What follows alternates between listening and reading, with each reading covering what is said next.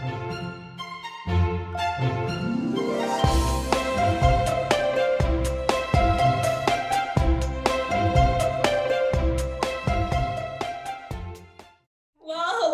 welcome to this week's Coffee Talk. We are going to be talking about what happens when you don't get credit for the work that you've done.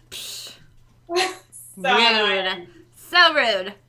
Hi, I'm Jamie Larson. And I'm Anna Bartel. Welcome to Coffee Talk. I love when you make that sound effect. All right, yeah, so this happens a lot, actually, and I hear people whine and cry about this a lot. Do you, Jamie? She did not give me any credit.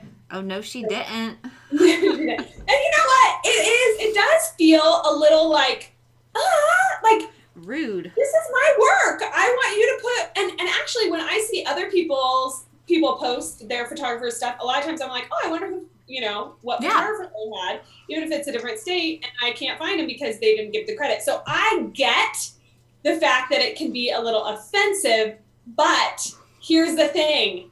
They probably didn't do it intentionally. Yes. So let's start there, okay? Yeah. We're going to start there because everybody gets all angry and offended that somebody didn't give them credit, right? And you get fired up, like really fired up. But take a deep breath and know that client, big breath in, big breath out. Know that client did not, probably like 99.9% did not do that on purpose to be offensive to you. If they're not a business owner and they're not a photographer especially, they don't realize like there's an etiquette. And the etiquette is you give credit to the photographer, you tag the photographer. But so many of our clients have no idea that that's what they're supposed to do. And especially if they've purchased the digital files, to them, they own these digital files, so they're just posting them because they own them, right? Exactly. Yeah. Yep. All right. So, how do we handle it when they do? Okay. So, I've been in photography groups where somebody's like, OMG. That person posted my picture. They put an Instagram filter on it. They posted it, and they didn't tag me. They didn't say who took the picture. And guess what I did? I messaged them. I messaged them. Girl, I messaged them. I messaged them. Right? And all caps. Yeah, all caps. I want to say, hold up. Don't message them, okay? If you do message them, I can guarantee you they will never book you again. They will hide from you when they see you at the grocery store.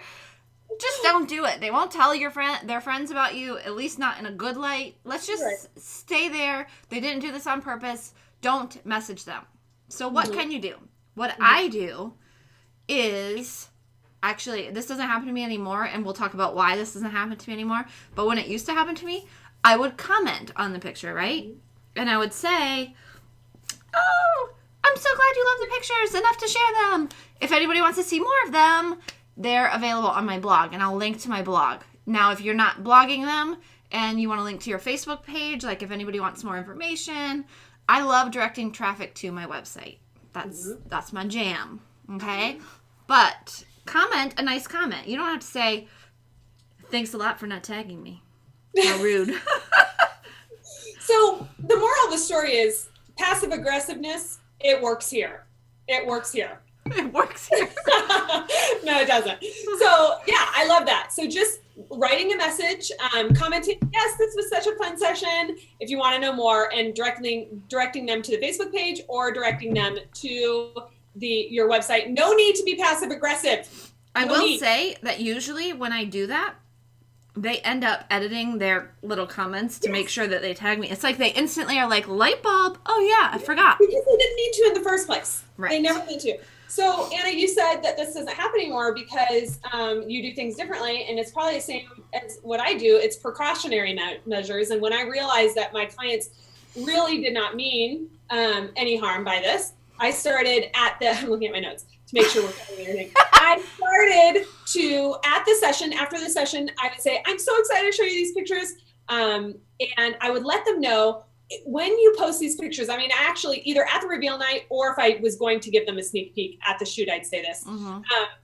When you get these pictures, I just want to ask that you give me credit and that you tag me in that, and that you don't edit them or put any filters on them. Exactly. And so I am just really straight up, no nonsense, very clear about it. And I do that verbally. And they're like, oh yeah, of course. And you're giving them the tools. You're giving them the tools of, here is a watermarked image. Because here's the thing, is that when your clients had a great session with you, they want to sing your praises, you know?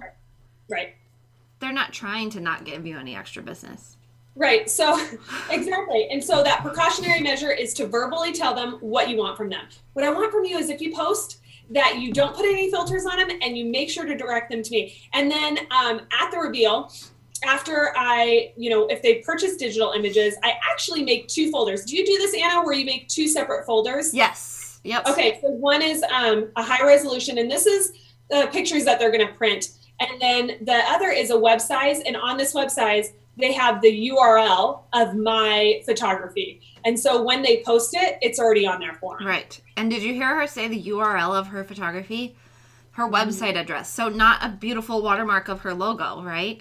It's her website address, because that way when that client posts those pictures, no matter where they go, if they end up on Pinterest, if they end up anywhere, they're always going to be tied back to Jamie's photography website. So somebody can find her wherever they find the picture, Right. And so awesome. It isn't pretty, and that's okay. It's not meant, it's not ugly. It's not ugly either. It's just, it's functional, and that's what it needs to be. And actually, I think it's prettier than putting your logo on it, because your logo usually is a little bit more ornate. I mean, I don't know, yours is not really, but it's not ornate. No, it's pretty, but it still is very clean. Yeah. But a lot of us have more flowy, pretty logos that sort of detract or are hard to read on a picture than just putting the website address on it, Right. One more thing, Anna, tell them about the metadata. Ooh, metadata. It's my favorite. So, when you are importing your pictures into Lightroom, you can change the metadata of those pictures. And so on all of my pictures, the metadata is copyright Anna Bartel photography. Okay. You could put in copyright AnnaBartelPhotography.com. That would be good, because it would also lead back. The beautiful thing about doing that is that now, if it gets posted on Pinterest, or if it gets posted on Facebook, the comment below that, now they can change it. It doesn't have to stay this way, but the comment below it automatically shows my copyright. Now, they could delete it. Do they have to change the metadata on each session? Or once you do it one time, Once you do it one time, so once you change your settings in Lightroom, and so you could just quickly Google or YouTube how to change the metadata in Lightroom, and it'll show you exactly how to do it real quickly. Takes 2 seconds, and then that's your setting that's just there for good. So all of the pictures that ever come in and out of my Lightroom they have the metadata changed on them. And so that way, even if somebody doesn't keep that there in the comments, if they erase it and write their own comments, it has to have crossed their mind that that's my copyright, right? And so if I've done the same thing that Jamie's talking about, I've had the conversation with them that is telling them, please make sure you tag me, please make sure you give me credit, then it's going to refresh their memory that they're supposed to do that. Yeah. So the 2 combined is going to give you a pretty guaranteed way of making sure that you always get credit where credit is due, right? Right. Now, one of the things, another precautionary measure that you can take is actually posting the picture before they have a chance to post, maybe before you delivered the digitals. If you know which digitals they have purchased, you could take a couple of those and you could put them on your page, and then you actually don't even tag them, share them onto their page. And then that way, your page is being shared onto their page, and people can go right to your page. So that's another thing that you can do. So the moral of the story here is you don't need to get aggressive or passive aggressive, because most likely your clients love you and they did not mean to offend you. They also didn't realize that filter that they put on their picture was very offensive to you, because you spent a lot of time editing it. They just have no idea. They just don't know. So there's precautionary measures that you can take, and there's things that you can do even afterwards if they have already done those things. Yes. Awesome. So, there you go. Now, let us know in the comments below. Has this ever happened to you? Has anybody ever shared your work without giving you credit? And how did you react? I want to hear your stories. Did you message her? I was kidding. Did you message her? Oh, you did. I'm not kidding. Girl. All right. We want to hear your stories. We want to hear what you did, and we want to hear what you're going to do now. Yes. Bye. Until next week.